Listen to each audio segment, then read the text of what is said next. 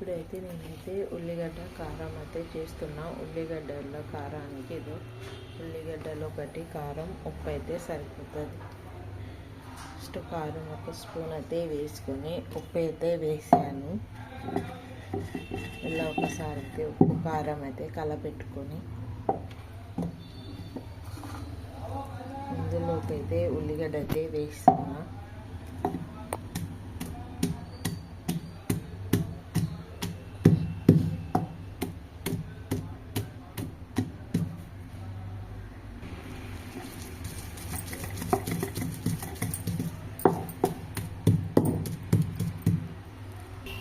ఇలాగైతే ఉల్లిగడ్డ కారం ఉప్పు అయితే బాగా మెత్తగా అయితే దంచుకోవాలి. ఇదైతే బాగా మెరిగిందండి. ఇంకా